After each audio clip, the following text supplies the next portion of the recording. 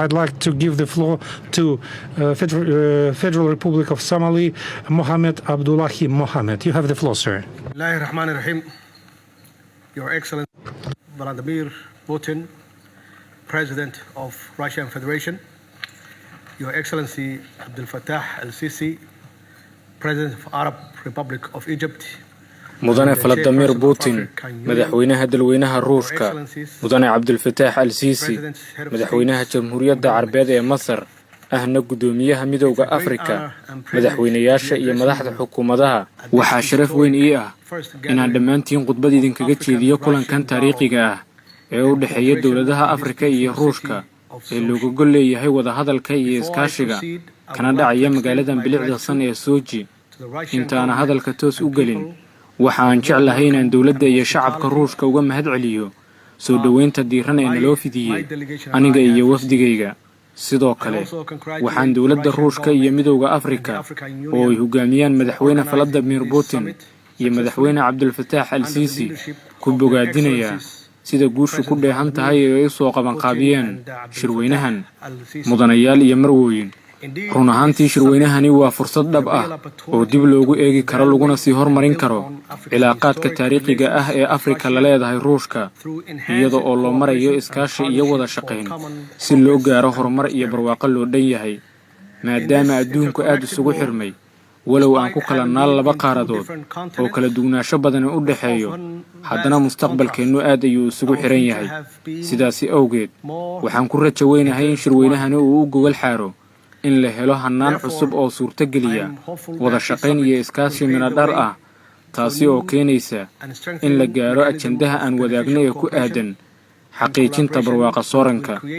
Ruushku waa saaxiib taariikhi ah oo ay Afrika leedahay, sidaasi darteed shirweynahani waxa uu ina xusuusinayaa muhiimadda ay leedahay dib u soo nooleynta xiriirkan taariikhiga ah ee u dhexeeya labadeena dhinac, maadaama oo aan ku raad joogno dib u soo celinta tagtadeennii qurxunayd. waa inaan laba jibaarnaa dadaalkeenna si aan u xaqiijinno in cilaaqaadka cusubi ee labadeena dhinac ay ka dhashaan fursado waxtar u leh dalalkeenna iyo shucuubteenna. sidoo kale waa inaan adkeennaa iskaashiga dhanka dhaqanka iyo wax-isweydaarsiga si fursado aan ugu abuurno dowladaheenna, hay-adaheenna iyo muwaadiniinteenna si ay u horumariyaan xiriirka saaxiibtinimo ee u dhexeeya, iyadoo ay taasi ku lamaanan tahay in la helo iskaashiyo micno leh oo lagu dardargeliyo ganacsiga iyo hal-abuurka oo faa'iido inoogu jirto innaga iyo jiilasha mustaqbalka. mudanayaal iyo marwooyin, Soomaaliya iyo Ruushku waxa ay leeyihiin cilaaqaad taariikhi ah oo furo u noqonaya iskaashigeenna maanta.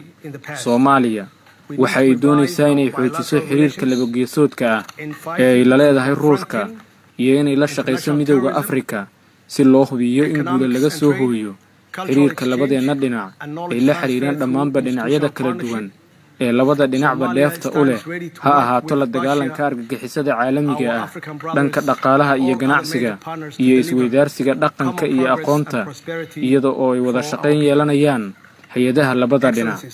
mudanayaal iyo marwooyin, Soomaaliya waxay cagta saartay dhabbada xasiloonida iyo dib u soo kabashada dhaqaale.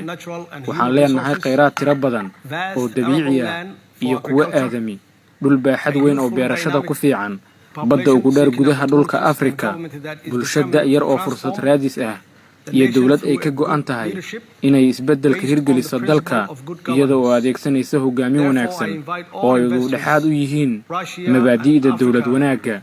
sidaasi awgeed, waxaan dhammaan maalgashadayaasha Ruushka iyo kuwa reer Afrika ku martiqaadayaa inay yimaadaan oo ay soo sahmiyaan fursadaha badan ee Soomaaliya ka jira, kuwaasi oo leh faa'iido mustaqbal oo waarta.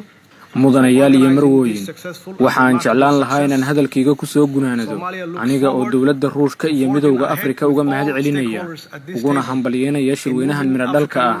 Soomaaliya waxay diyaar u tahay inay la shaqayso dhammaanba dhinacyada shirkan si iskaashiga Ruushka iyo Afrika loo sii horumariyo, iyadoo ay ujeedadu tahay in la gaaro barwaaqo iyo horumar loo dhan yahay.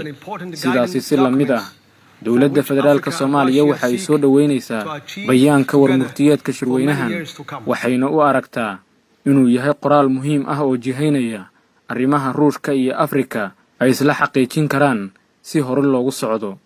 waad mahadsantihiin.